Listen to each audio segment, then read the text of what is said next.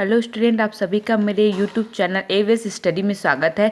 आज हम BSc physics third year का एक टॉपिक पढ़ेंगे, समय का विस्तार, जो बहुत आईएमपी है। ये पेपर में अधिकतर पूछा ही जाता है। तो सबसे पहले ये लाइन पढ़ते हैं, उसके बाद इस समय के विस्तार के डेरिवेशन को हम अच्छे से समझेंगे। इसमें क्या बोला जा रहा है कि स्थिर प्रेक्षक द्वारा किसी घटना का नापा गया समय अंतराल गतिमान प्रेक्षक द्वारा नापे गए समय अंतराल से अधिक होता है।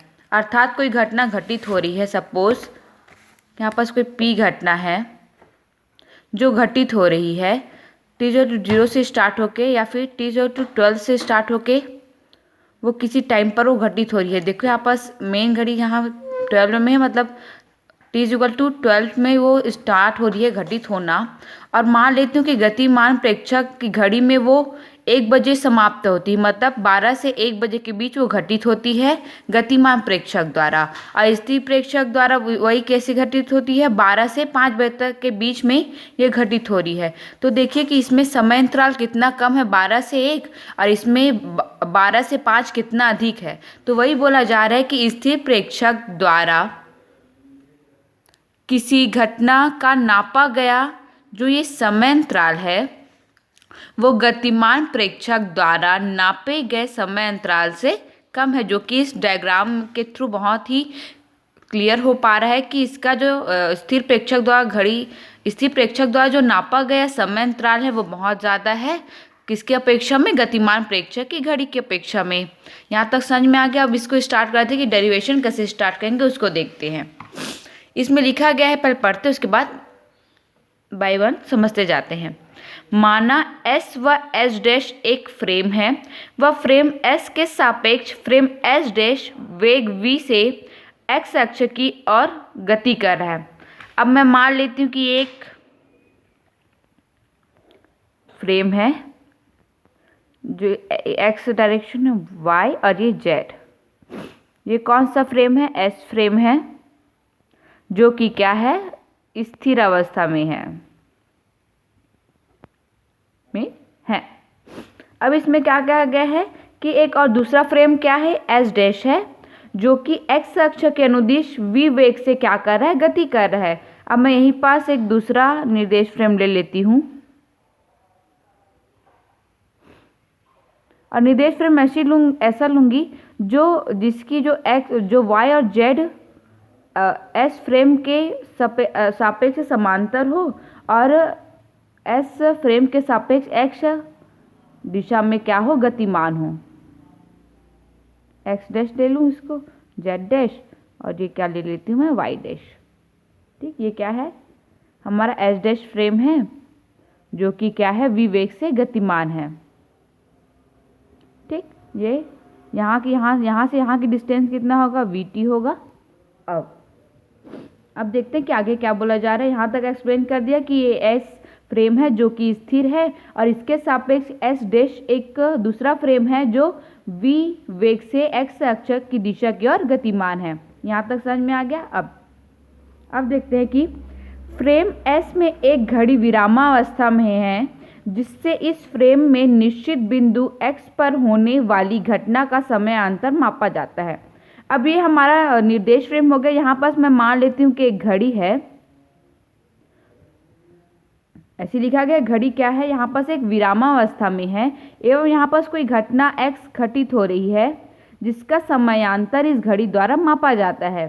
यहाँ तक की लाइन क्लियर है कि क्या, फ्रेम S में अर्थात इस स्थिर अवस्था वाले फ्रेम में एक घड़ी है जो कि क्या है, विरामावस्था में है एवं इस घड़ी द्वारा इस बिंदु x पर होने वाली घटना का समयांतर नापा जाता है। अब क्या मान लेते हैं कि माना घटना प्रारंभ होने का समय t1 है तथा घटना समाप्त होने का समय क्या है, t2 है। माना कि ये जो बिंदु x पर होने वाली घटना है वो t1 समय पर प्रारंभ होती है एवं t2 समय पर क्या हो जाती है, समाप्त हो जाती है या फिर घटित हो जाती है इस घड़ी के अकॉर्डिंग। तो अब आगे क्या लेंगे उसको देखते हैं। तो घटना का समयांतर कैसे निकालेंगे, अंतिम माइनस प्रारंभिक, तो t2 माइनस t1 हो जाएगा। अब क्या लिखा गया उसको देखते हैं कि चूंकि फ्रेम विरामावस्था में है, हमने पहले ही देखा था कि जो एस फ्रेम है वो क्या है, विरामावस्था में स्थिर है, अतः इसके द्वारा नापा गया समय अंतराल क्या होगा, वास्तविक समयांतर होगा। तो जिसे हम किससे डिनोट कर लेते हैं, टी नॉट से। ठीक, अब टी नॉट से डिनोट करें तो T naught is equal to T2 minus T1 लिख सकती हूँ इस समयांतर को, जो हमारा वास्तविक समयांतर है। याद रखना, जो विरामावस्था द्वारा नापा गया समयांतर होता है वो हमेशा क्या होता है, वास्तविक समयांतर होता है। अब ये हो गया, यहाँ तक क्लियर होगा आपको, आशा करती हूँ कि यहाँ तक आपको समझ में आया होगा। अब इस वाले समीकरण को 1 दे देती हूँ। अब क्या लेंगे, यदि घटना के प्रारंभ होने व समाप्त होने का समय फ्रेम एस डैश में स्थिर घड़ी क्रमशः T1 व T2 है। अब इसमें देखो, हमने तो ये देख लिया कि स्थिर फ्रेम के में जो घड़ी रखी हुई है उसके द्वारा इस जो x बिंदु पर जो घटना घटित हो रही है उसका समय T1 है एवं समाप्त होने का समय T2 है। अब s फ्रेम जो गतिमान अवस्था में है तो x बिंदु पर होने वाली घटना का इसके अकॉर्डिंग समय क्या होगा, तो उसको मैं क्या ले लेती हूँ, स्थिर फ्रेम द्वारा, नहीं गतिमान फ्रेम द्वारा क्या होगा, घटना प्रारंभ होती है T1 डैश समय पर एवं समाप्त होती है T2 डैश समय पर। ठीक, यहाँ तक समझ में आ गया। तो अब इसका समयांतर क्या होगा, गतिमान फ्रेम एस डैश में प्रेक्षित समयांतर क्या होगा, इसको मैं वहाँ पर टी नॉट ली थी तो यहाँ पर मैं गतिमान के लिए क्या ले लेती हूँ, टी ले लेती हूँ। ठीक, तो t इज इक्वल टू क्या होगा, T2 माइनस T1 डैश, क्योंकि समयांतर तो हम ऐसे ही निकालते कि अंतिम माइनस प्रारंभिक। ये हो गया। अब इस समीकरण को मैं समीकरण 2 नाम दे देती हूँ। अब हम क्या जानते हैं कि लॉरेंज रूपांतरण से हम जानते हैं कि किसी भी दो फ्रेमों, निर्देश फ्रेमों के निर्देशांकों के बीच हमें वो रिलेशन बताता है। कौन, लॉरेंज रूपांतरण।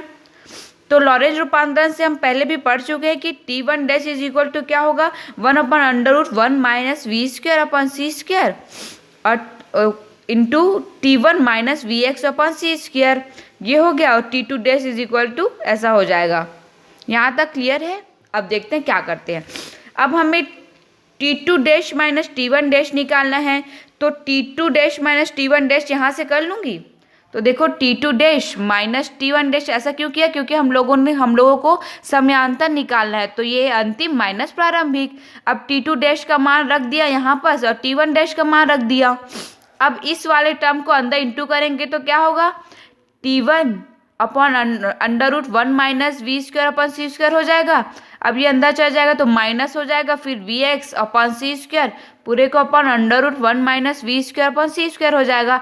अब देखो यहाँ पर माइनस क्या हो जाएगा, T2 upon √1 minus v square upon c square, और यहाँ पर माइनस माइनस क्या हो जाएगा, ये प्लस हो जाएगा, तो क्या होगा v x upon c square पूरे को upon √1 minus v square c square. अब देखिए ये वाला टर्म सेम है, ये वाला टर्म सेम है, लेकिन प्लस माइनस में है तो दोनों क्या हो जाएंगे, कट जाएंगे।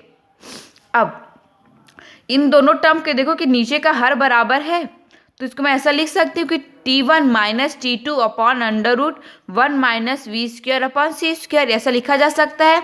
अब मैंने इस समीकरण को देखो, समीकरण 2 को देखो कि T2 dash minus T1 dash is equal to मैंने क्या माना, T माना, तो इस पूरे के जगह मैं T रख सकती हूँ। और समीकरण 1 में T1 माइनस T2 को मैंने क्या माना था, T नॉट माना था, तो इसके जगह मैं ऐसा लिख सकती हूँ कि T is equal to T naught upon √1 minus v square upon c square. यही जो हमारा जो इक्वेशन है वो समय विस्तार का इक्वेशन को प्रदर्शित करता है। अब इसमें बहुत सारे कंडीशन होते हैं कि यदि v बराबर हो c के, यदि ये पूरा टर्म 1 से कम हो, अगर ये पूरा टर्म 1 के बराबर हो तो कौन कौन सी स्थितियां हमको देखने को मिलेगी, ये हम आगे पढ़ते हैं। अब मैं मान लेती हूँ कि ये पूरा टर्म 1 से छोटा है, जो √1 minus v square upon c square है वो 1 से छोटा होगा, तो क्या होगा, यदि ये पूरा टर्म 1 से छोटा होगा तो इस कंडीशन में t is greater than T not हो जाएगा। t क्या है, गतिमान प्रेक्षक द्वारा नापा गया समय अंतराल है, और ये क्या है, T नॉट स्थिर प्रेक्षक द्वारा नापा गया समय अंतराल है। तो इस कंडीशन में डायग्राम से समझते हैं कि क्या बोला जा रहा है। अब इसमें स्पष्ट है कि जो गतिमान प्रेक्षक द्वारा नापा गया समय अंतराल है वो बहुत ज़्यादा होगा। पहले हम लोगों ने पहले की कंडीशन में क्या पढ़ा था कि गतिमान प्रेक्षक द्वारा नापा गया समय अंतराल बहुत कम था स्थिर प्रेक्षक के नापे गए समय अंतराल के द्वारा। लेकिन यदि इस पूरे नीचे के टर्म का मान 1 से कम हो तो इस कंडीशन में देखो यहाँ पास कोई घटना P घटित हो रही है तो ये 12 से 6 तक घटित हो रही है, लेकिन इसमें 12 से 2 ही बजे तक ये घटना घटित हो जाती है। मतलब गतिमान प्रेक्षक में हमारा जो समय अंतराल है बहुत अधिक हो जाता है स्थिर प्रेक्षक के नापे गए समय अंतराल के द्वारा के अकॉर्डिंग द्वारा नहीं के सापेक्ष क्या हो जाता है, बहुत ज़्यादा हो जाता है। यहाँ पर इंटरवल बहुत कम हो जाता है। ये कब कंडीशन मिलेगी, जब √1 - v²/c² क्या होगा, कम होगा। ये पहली कंडीशन हो गई। आशा करती हूँ आपको ये समझ में आ रहा होगा। अगर कुछ डाउट हो तो आप मुझे कमेंट कर सकते हैं। अब सेकेंड वो देखते हैं कि सेकेंड कंडीशन क्या है। पहले देख लिया कि ये वाली वैल्यू 1 से कम हो तो क्या होगा। अब देखते हैं कि √1 - v²/c² का मान 1 हो तब क्या होगा। अब देखो यहाँ पास 1 लिख देंगे तो t बराबर हो जाएगा t0 के, मतलब इसके द्वारा जो नापा गया समय अंतराल है वो t0 के द्वारा नापा गया समय अंतराल के बराबर होगा। मतलब गतिमान और स्थिर प्रेक्षक द्वारा नापा गया समय अंतराल क्या हो जाएगा, बराबर हो जाएगा। अब देखो यहाँ पास डायग्राम से समझते हैं। जैसे कोई घटना यहाँ पास 1 घंटे में घटित हो रही है गतिमान प्रेक्षक में, तो स्थिर अवस्था में भी कितने 1 ही घंटे में ही कंप्लीट हो जा रही है। तो आपको समझ में आया होगा कि ये क्या बोलना चाह रहे हैं। अर्थात कि यदि √1 - v²/c² का मान 1 के बराबर हो तो गतिमान प्रेक्षक की घड़ी द्वारा नापा गया समय अंतराल स्थिर प्रेक्षक की घड़ी द्वारा नापे गए समय अंतराल के बराबर होता है। मतलब कि दोनों एक ही टाइम पर खत्म हो जाएंगे। अब तीसरा कंडीशन क्या बोलता है, ये बहुत इंपॉर्टेंट है, यही सबसे ज़्यादा मेन है। यदि किसी भी गतिमान प्रेक्षक का जो वेग है वो निर्वात में प्रकाश की चाल के वेग के बराबर हो जाए या फिर लगभग बराबर हो जाए तो इस कंडीशन में क्या होता है, इसको देखते हैं। अब देखो कि ये v = c बराबर हो जाएगा तो 1 - v के जगह क्या आ जाएगा, ऐसा हो जाएगा, t होगा = t0। अब मुझे v = c रखना है तो 1 - v²/c² हो जाएगा। अब ये कट गया तो यहाँ पास क्या बचा, 1 बचेगा। तो 1 - 1 क्या हो जाएगा, 0 हो जाएगा। t/0 = क्या हो जाएगा, इन्फिनिटिव।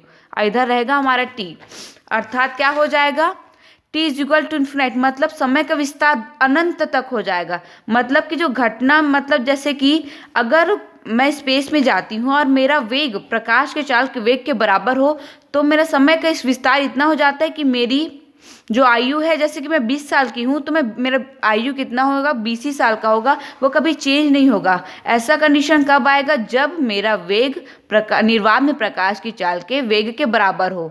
अधिकतर ऐसा होता नहीं कि किसी भी वस्तु का वेग इतना ज़्यादा हो जाए कि वो प्रकाश के चाल के वेग के बराबर हो जाए, लेकिन अगर हो जाएगा तो उस समय का विस्तार बहुत ही अधिक हो जाएगा। आशा करती हूँ कि यह समय का विस्तार आपको समझ में आया होगा। सबसे पहले हम लोगों ने स्टार्टिंग पढ़ा कि क्या होता है कि स्थिर प्रेक्षक द्वारा घटना का नापा गया समय अंतराल गतिमान प्रेक्षक के द्वारा नापे गए समय अंतराल से अधिक होगा। अब ये पूरा खेल समय अंतराल का है तो हमें t1 t2 निकालना पड़ेगा, वो भी गतिमान के सापेक्ष अलग निकालेंगे समयांतर और स्थिर के सापेक्ष अलग अलग निकालेंगे। फिर उसके बाद समयांतर निकाल के हमको ये सूत्र प्राप्त हुआ। सूत्र में 3 कंडीशन ले रखे कि ये <1 होगा तो क्या होगा, =1 होगा तब क्या होगा, और v = c बराबर होगा तब क्या होगा। तो ये कंडीशंस निकल गए। आशा करती हूँ कि आपको समझ में आया होगा। यदि आपको कोई भी डाउट होगा तो आप मुझे कमेंट करके पूछ सकते हैं। अगर पसंद आया हो तो लाइक, शेयर एंड सब्सक्राइब जरूर करें। Thank you.